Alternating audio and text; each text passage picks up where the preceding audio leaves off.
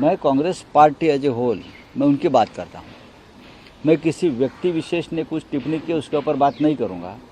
ये बात अगर मल्लिकार्जुन खड़गे साहब ने कही है तो उसके ऊपर मैं टिप्पणी करूँगा। ये बात अगर नाना पटोले जी, बाला साहेब थोरात जी ने की है या पृथ्वीराज चौहान जी ने की है तो मैं बात करूँगा। बात ऐसी है कि हमारी लिस्ट आई है और सीट शेयरिंग की चर्चा लगभग पूरी हो चुकी थी। अब रामटेक हमारी सिटिंग सीट है ना, आपको तो सबको मालूम है, 5 बार जीत चुके हम लोगों से। अब वहाँ कांग्रेस ने अपना उम्मीदवार खड़ा किया, नाम घोषित किए, तो हमने क्या उसके ऊपर आक्षेप लिया है, ऑब्जेक्शन किया है? नहीं किया है, क्योंकि हमने ये तय किया था कि रामटेक आप लड़िए, मुंबई की जो ये सीट है नॉर्थ मुंबई वाली वो हम लड़ेंगे। ये बातचीत हो गई है। सांगली वाली सीट है, सांगली वाली सीट के बारे में ठीक है, कांग्रेस पार्टी के मन में कोई दर्द हो सकता है। इसी प्रकार का दर्द हमें रामटेक और कोल्हापुर के सीट के बारे में है, सिटिंग है हमारी। आघाड़ी में इस प्रकार की बातचीत और चर्चा और सीट की अदला बदल हो जाती है। अब सभी को लगता है कि 48 सीटें हमको लड़नी चाहिए, तो लड़ लीजिए, डेमोक्रेसी है, लोकतंत्र है, हमको लड़ना चाहिए। हम सांगली लड़ेंगे। मैं ज़रूर ये मानता हूँ कि सांगली में कांग्रेस पार्टी का केडर है, हमारा भी है, कोल्हापुर में भी हमारा था, रामटेक में हमारा था। अब ये केडर महाविकास आघाड़ी के साथ अगर आता है तो सांगली वाली सीट महाविकास आघाड़ी को हम दे सकते हैं ना। शिवसेना हो, एनसीपी हो या कांग्रेस हो, ये महाविकास आघाडी है। सर, नवनीत सांगा। नाना पटोले यांनी आत्ताच कोल्हापूरला असं म्हटलेलं आहे की सांगली आणि भिवंडीची जागा ही आमच्याकडे होती तरी देखील शिवसेने जाहीर केली, त्यामुळे आम्ही बैठकीला उपस्थित राहणार नाही। आणि काल बाळासाहेब ठाकरे यांनी देखील असं म्हटलं की तसं कुठेही ठरलं नव्हतं की कोल्हापूरची जागा तुम्हाला आणि सांगलीची आम्हाला, असं कुठेही ठरलं। त्यामुळे जे काही जो वाद आहे काँग्रेससोबतचा, तो विश्वजित कदम, विश्वास पाटील हे काल जर सांगलीमधल्या काँग्रेसच्या काही व्यक्ती, आम्ही एक स्पष्ट केलेलं आहे, सांगलीच्या बाबतीत किंवा महाविकास आघाडीच्या बाबतीमध्ये कोणीही कटुतेनं बोलायचं नाही। जरी सांगलीच्या बाबतीत काही लोकांनी काही भूमिका व्यक्त केली असतील, काँग्रेसच्या दिल्लीत गेले असतील, महाराष्ट्रात जाऊन बोलत असतील, तरी आमच्या सूचना आमच्या कार्यकर्त्यांना सहकार्यानं आहेत की आपण त्याच्यावरती कोणतेही कटू मत व्यक्त करायचं नाही। या कार्यकर्त्यांच्या भावना असतात, सांगलीतल्या कार्यकर्त्यांनी काँग्रेसच्या त्या व्यक्त केल्या असतील। अशा प्रकारच्याच भावना आमच्या कोल्हापूरच्या पदाधिकाऱ्यांनी आणि कार्यकर्त्यांनी व्यक्त केल्या। त्याच्यावरती आमचं जे म्हणणं आहे ते आम्ही आमच्यात ठेवलं, आम्ही काही त्याच्यावर जाहीर प्रचार केला नाही। अशाच प्रकारच्या भावना शिवसेनेच्या खालच्या केडरनं रामटेकच्या बाबतीत व्यक्त केल्या। सिटिंग सीट आहे, अशाच प्रकारच्या भावना आमच्या अमरावतीमधल्या कार्यकर्त्यांनी व्यक्त केलेल्या आहेत।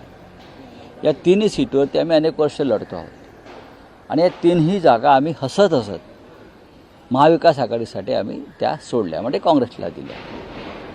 भावना आहेत, सांगलीमध्ये सुद्धा भावना असतील कार्यकर्त्यांच्या, पण शेवटी आपण महाविकास आघाडी म्हणून लढतोय। फक्त आपल्याच पक्षाचा विस्तार करण्यासाठी आघाडी होत नाही, आघाडी ही आघाडीचा विस्तार करण्यासाठी होते आणि देवाणघेवाण होत असते। सांगलीची जागा जर आम्ही एकत्र राहिलो तर शिवसेनेच्या मशालीवर आमचे चंद्रहार पाटील 100% जिंकतायत, पण काही व्यक्तिगत कारणामुळे, काही व्यक्तिगत अडचणीमुळे कोणाला भारतीय जनता पक्षाला अप्रत्यक्ष मदत करून तिथे काही वेगळं घडवायचं असेल तर त्याला शिवसेना ते होऊ देणार नाही आणि ती जागा त्यामुळे शिवसेना लढते। आम्हाला खात्री आहे डबल महाराष्ट्र केसरी चंद्रहार पाटील यांना सांगलीतून उत्तम लोकांचा पाठिंबा मिळतो आहे। लवकरच काँग्रेस आणि राष्ट्रवादीचे कार्यकर्तेसुद्धा प्रचारात उतरतील, जसे आम्ही इतरत्र उतरलेलो आहोत। कोणी एखादा प्रचार यंत्रणेवर पक्षाच्या बहिष्काराची भाषा करत असेल तर ते महाविकास आघाडीसाठी धोकादायक आहे। मग संपूर्ण महाराष्ट्रात असंच चित्र निर्माण झालं किंवा देशात असंच चित्र निर्माण झालं, त्याला जबाबदार कोण असेल? काँग्रेस हा मोठा पक्ष आहे, या देशाचं नेतृत्व काँग्रेस पक्षाला करायचं असं आम्ही मानतो, आम्हाला करायचं नाही आहे। प्रधानमंत्री काँग्रेसचा व्हावा ही आमची भूमिका आहे. त्याच्यामुळे एका सांगलीसाठी देशाचं प्रधानमंत्रीपद काँग्रेस घालवणार आहे का हे त्यांनी विचार करायचा आहे. महाराष्ट्रात नाही. अखिलेश यादव का नाराज़ आहेत, ममता बनर्जी क्यों अलायंस नहीं कर रहे, उसके बारे में भी चर्चा होने दो, लेकिन हम महाराष्ट्र में कांग्रेस के साथ है और रहेंगे. आप एक सीट के लिए देश का प्रधानमंत्री पद मत फूको. चलिए.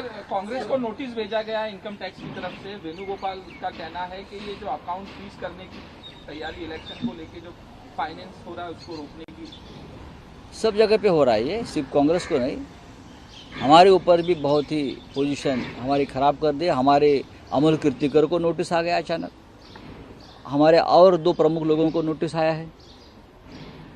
अब कब तक चलेगा ये खेल हम देख लेंगे. हम भी खेलेंगे, आप भी खेलो. तो फाइनेंस मिनिस्टर का बयान है निर्मला सीतारमण का. पंजाब में आम आदमी पार्टी का प्रेस कॉन्फ्रेंस हुआ है जहाँ पे एमएलए कह रहे हैं उनको 25-25 करोड़ का ऑफर किया गया है. इस पे इलेक्शन कमीशन बहुत कम है. इतना रेट कैसा. महाराष्ट्र में तो 50 करोड़ का हिसाब हो गया है, तो पंजाब वालों को इतना कम क्यों दे रहे हैं. महाराष्ट्र में 50-50 करोड़ का पैसा खत्म हो गया इलेक्टोरल बॉन्ड का. इलेक्टोरल बॉन्ड का पैसा खत्म इतने जल्दी कैसे हो सकता है. 25 करोड़ क्या है ये. पंजाब इतना बड़ा स्टेट है और महाराष्ट्र में आपने 50 करोड़ की बोली लगाई थी 2 साल पहले और आप वहाँ 25 करोड़. ये अपमान है. ये नहीं, ऐसा नहीं चलेगा. बीजेपी का ये बहुत ही घृणास्पद व्यवहार है. तो लोटस ऑपरेशन शुरू हो चुका है. कुछ एमएलए जो दिल्ली के बीजेपी में जा चुके हैं. पंजाब के लिए अलग. देखिए, लोटस को ऑपरेशन करो या बनाना का ऑपरेशन करो या और किसी का करो, कुछ नहीं होने वाला.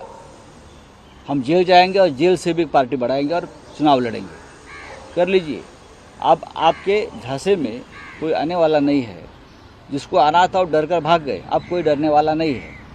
सर, इंडिया अलायंस की जो भूमिका है वो देश में इस वक्त सीट शेयरिंग के तौर पे नजर नहीं आ रही है. महाराष्ट्र की बात की जाए, बिहार की तो बात क्या की महाराष्ट्र में महायुति का सीट शेयरिंग हो गया. देखिए, सबसे पहले इस देश में बीजेपी के साथ कोई नहीं है, तो उनका कोई सीट शेयरिंग का मामला नहीं है. बात फंसी है उनकी महाराष्ट्र में. तो महाराष्ट्र में सीट शेयरिंग अब तक क्यों नहीं हो रही है. बार बार ये शिंदे और अजित पवार को दिल्ली क्यों जाना पड़ रहा है. इस बारे में मुझे सवाल पूछिए.